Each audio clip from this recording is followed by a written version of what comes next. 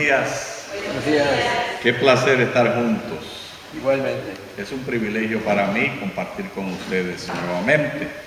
Ya me siento que somos familia, ¿verdad? Sí lo somos. Estamos aquí en el barrio. Lo somos. Mis amados, el conflicto por doctrinas no es algo nuevo. Aquí tenemos una historia que tiene varias complejidades. Lo más importante es cuál es la manera de salvación. Había dos grupos, unos que decían que la salvación está en Cristo y eso es todo lo que hay que hacer. Por supuesto hablaban del bautismo también.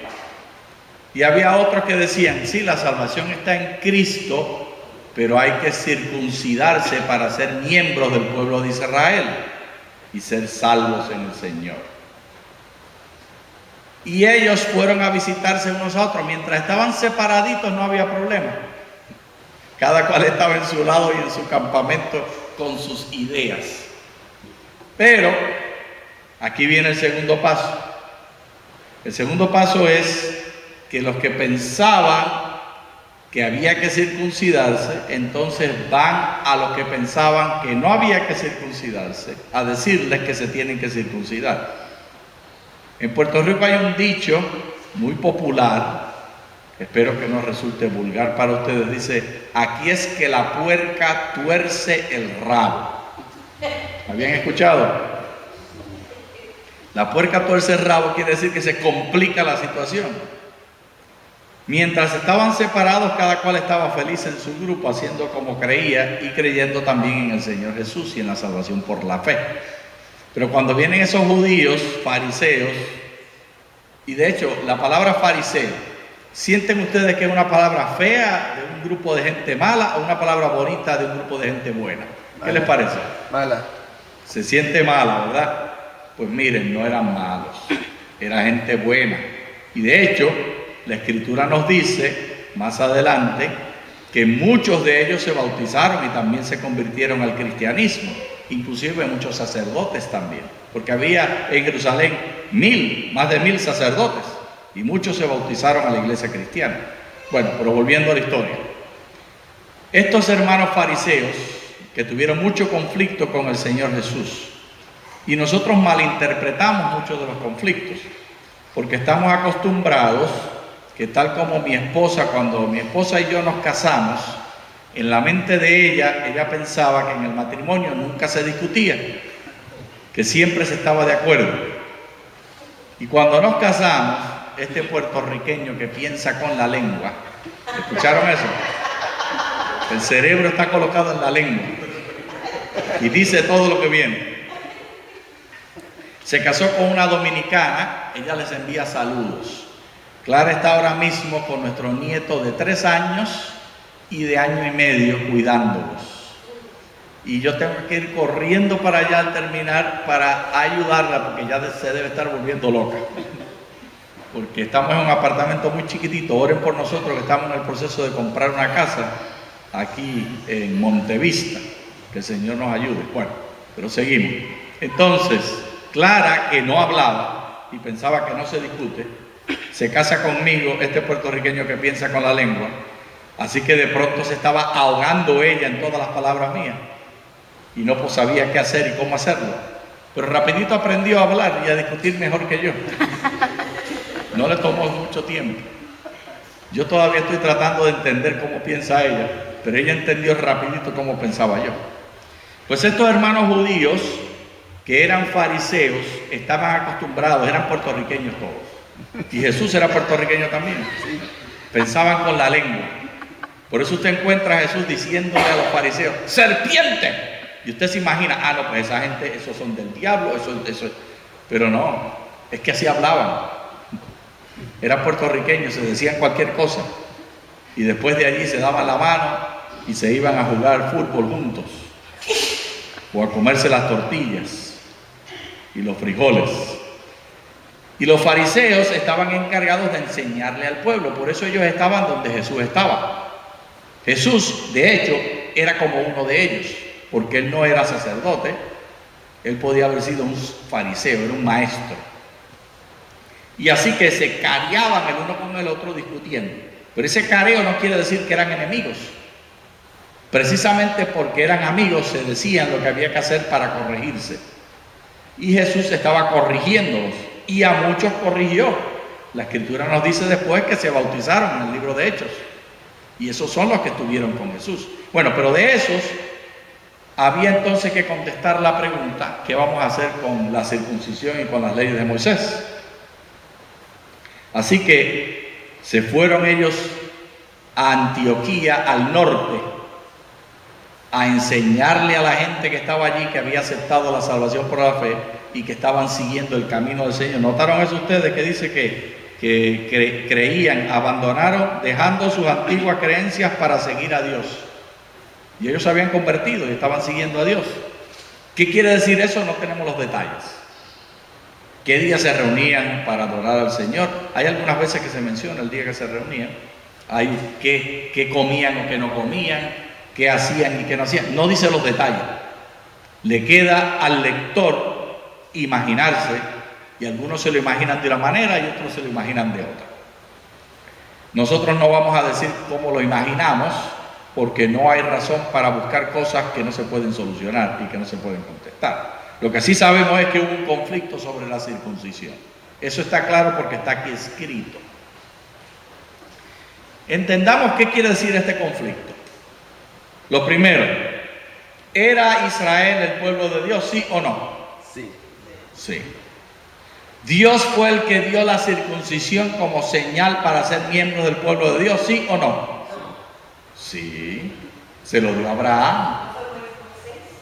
No, es mucho antes de Moisés, Abraham. ¿Recuerdan? En Génesis, pero por eso estamos aquí, ¿verdad? Para estudiar juntos, no hay ningún problema. En Génesis está la historia, en el capítulo 15 de Génesis, cuando Dios le dice a Abraham que se circuncide y le da la promesa del pacto, y esa es la señal. Veamos en el capítulo 15 de Génesis, está, ahora mismo no encuentro el texto específico. Allí le da Dios a Abraham el pacto que hace con él y le dice que la señal del pacto es la circuncisión. Si alguno lo encuentra, me dice el texto y lo leemos juntos. El punto es que para ser miembro del pueblo de Dios había que circuncidarse. Entonces la mente de estos conversos, esto es lo que ellos crecieron aprendiendo y estudiando. Y ahora de pronto Pablo dice, no hay que circuncidar. ¿Por qué piensan ustedes que Pablo prefirió? Porque Pablo estaba circuncidado. Y Pablo circuncidó a Timoteo para llevarlo a predicar, para evitar problemas. ¿Por qué piensan ustedes que Pablo, cuando fue a predicarles, no les predicó la circuncisión? A ver, ¿qué piensan ustedes? ¿Cómo se sentiría usted si usted es griego, no está circuncidado, y le dicen que para aceptar al Señor Jesucristo hay que circuncidarse como adulto? ¿Cómo se sentiría usted? No way. Un obstáculo que se va a convertir insalvable. Y entonces Pablo pensó, yo los quiero llevar a la iglesia, yo los quiero traer a salvación, déjame eliminar ese obstáculo. Y se eliminó. ¿Encontró el verso? El 15. No, yo lo tengo aquí, pero lo que quiero saber es el verso específico. ¿Usted encontró cuál es el verso donde habla de la circuncisión? Sí, menciona, cuando lo encuentre me lo dice. Gracias. Entonces Pablo, para hacer más fácil que la gente se convierta y acepte al Señor Jesús y se una a la iglesia, eso es lo que queremos, que la gente se una a la iglesia, ¿verdad? Entonces, ¿qué hacemos? Eliminamos obstáculos. Él eliminó la circuncisión, pero él no consultó a nadie. Él no habló con nadie. El Espíritu del Señor y él y los ángeles, y fueron para adelante. Cuando se enteran los del sur y vienen al norte a enseñarle, ahí se forma el conflicto. ¿Y cuál fue la solución? ¿Cómo llevaron? ¿Qué hicieron ellos? Fueron a Jerusalén a tener un concilio. Mis hermanos, aquí no está el texto porque eran demasiados versículos, pero yo se los voy a leer. En Hechos el capítulo 15, el que tenga su Biblia, abra el capítulo 15, porque la solución que hicieron ellos muestra tolerancia de una manera increíble. Yo me sorprendo cada vez que lo leo. Es sorprendente. La solución que ellos hicieron es sorprendente. Miren la solución. En el capítulo 15 del libro de Hechos, después de discutir muchísimo, y después de cada cual dar su opinión, y después de estar el día entero escuchándose unos a otros, Jacobo, que estaba presidiendo el concilio, decide hablar lo que Dios le ha dado y la conclusión a la cual llegó. Leemos en el capítulo 15, comenzando en el verso 22. Entonces pareció bien a los apóstoles y a los ancianos con toda la iglesia elegir de entre ellos varones y enviarlos a Antioquía con Pablo y Bernabé, y a Judas, que tenía por sobrenombre Barsabás, y a Silas, varones dirigentes entre los hermanos, y escribir por conducto de ellos los apóstoles, los ancianos y los hermanos, a los hermanos de entre los gentiles que están en Antioquía, en Siria y en Sicilia, saludos.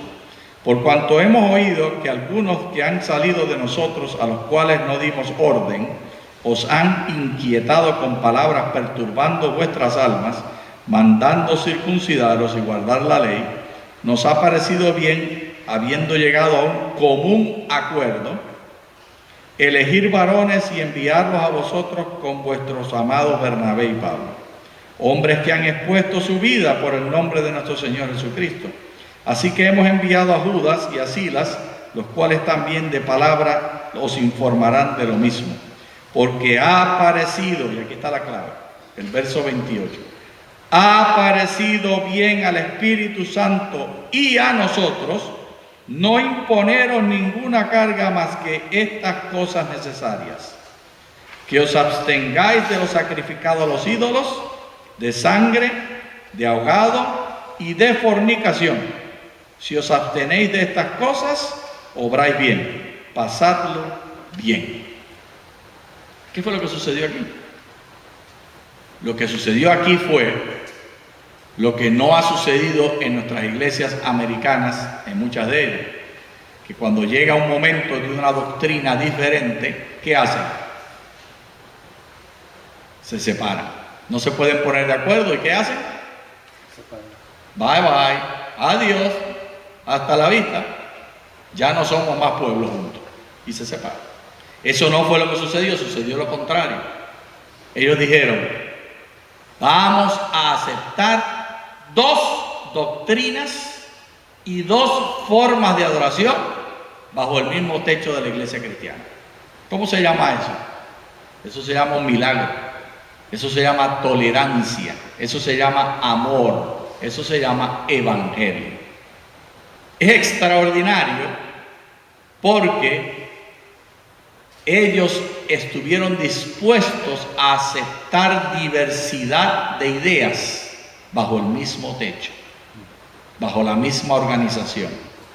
Inclusive, después recogen ofrenda a ellos, los gentiles, y se lo envían de vuelta a la iglesia en Judea, en Jerusalén. Y miren la historia. ¿A ustedes les gusta el chisme? Y nos entretiene, ¿verdad? Nos encanta. Pues le voy a leer el chisme ahora. En Hechos, en el capítulo 21, está la visita de Pablo a Jerusalén. Y Pablo, miren lo que vamos a leer en el capítulo 21. Verso 1. Después de separarnos de ellos, zarpamos y fuimos con rumbo directo a Cos, y al día siguiente a Rodas, y de ahí a Pátara, y hallando un barco que paseaba a Finicia, nos embarcamos y zarpamos. Al visitar a Chipre, dejándole a mano izquierda, navegamos hacia Siria y arribamos a Tiro, porque el barco había de descargar allí. Tiro está al norte de Israel, en lo que es hoy el Líbano, al sur del Líbano, el norte de Israel. Y después de hallar a los discípulos, nos quedamos allí 7 días, y ellos decían a Pablo, por medio del Espíritu, que no subiese a Jerusalén. Cumpliendo aquellos días, salimos acompañados de todos con mujeres e hijos hasta fuera de la ciudad y puestos de rodillas en la playa, oramos. ¿Notan la fidelidad de esta gente? Para despedir a Pablo, que se iba al sur a Jerusalén. Y tras despedirnos los unos de los otros, subimos al barco y ellos se volvieron a sus casas. Y nosotros completamos la navegación saliendo de Tiro y arribando a Tolemaida. Y habiendo saludado a los hermanos, nos quedamos con ellos. Entonces, el verso 17, para hacer el chisme más cortito porque se está poniendo muy largo. Cuando llegamos a Jerusalén, los hermanos nos recibieron con gozo. Y al día siguiente Pablo entró con nosotros a ver a Jacobo. Jacobo es el presidente de la iglesia cristiana. Es el que era hermano de Jesús. Y él era también sacerdote en el templo. Y es el que escribió el libro de Santiago.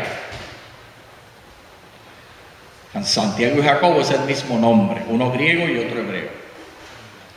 Y se hallaban presentes todos los ancianos, y después de haberles saludado, les contó una por una las cosas que Dios había hecho entre los gentiles por medio de su ministerio.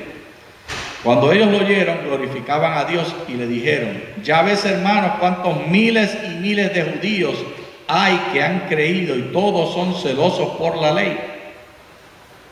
Pero se les ha informado en cuanto a ti, que enseñas a todos los judíos que están entre los gentiles a apostatar de Moisés, diciéndoles que no se circunciden a sus hijos ni observen las costumbres. ¿Notan el chisme? Cuando hay iglesias que son multiculturales, de más de una etnia, de más de un grupo, de más de una lengua, como esta iglesia, que aquí estamos los hispanos, allá están los coreanos y los gringos también, los que hablan inglés también se reúnen, y quién sabe cuántos otros idiomas el Señor va a traer también. Hay posibilidad de conflicto aún más. Y entonces lo que sucedió fue que los hermanos de Jerusalén, que Jacobo preside, escucharon que los hermanos de Antioquía, estas son las dos sedes, Antioquía y Jerusalén. En uno está Pablo como jefe, en la otra está Jacobo, pero Pablo está bajo Jacobo. Esta es una misión de esta, porque es una sola, y ellos le traen dinero a esta, le traen ofrendas. Entonces, él viene a reportarse y a traer las ofrendas a donde Jacobo, y Jacobo le da un reporte, y le dice: escuché que tú le estás enseñando a los judíos que están entre los gentiles allá en tu iglesia multicultural que no circunciden a los hijos, y eso está mal. El conflicto de doctrinas, el asunto de la circuncisión vuelve a la superficie y no se acaba ese problema. Entonces, miren lo que le dice Jacobo que haga. El verso 22. ¿Qué haces pues? ¿Qué hacer pues? La multitud se reunirá de cierto porque oirán que has venido. Haz pues esto. Y aquí viene el consejo de Jacobo. Que decimos, haz pues esto que te decimos. Tenemos 4 hombres que tienen obligación de cumplir un voto. Tómalos contigo, purifícate con ellos y paga los gastos para que se rasuren su cabeza. Y todos comprenderán que no hay nada de lo que se les informó acerca de ti, sino que tú también andas ordenadamente guardando la ley. Pero en cuanto a los gentiles que han creído, nosotros los hemos escrito determinando que no guarden nada de esto, solamente que se abstengan de lo sacrificado a los ídolos, de sangre, de lo estrangulado y de fornicación. ¿Notaron la solución? Pablo le dice: mira, yo vengo de allá, el Señor nos está bendiciendo, mira las cosas buenas, aquí está el dinero que te enviamos. Jacobo le dice: hay un problema, tú le estás diciendo a los judíos que no se circunciden, yo te tengo la solución.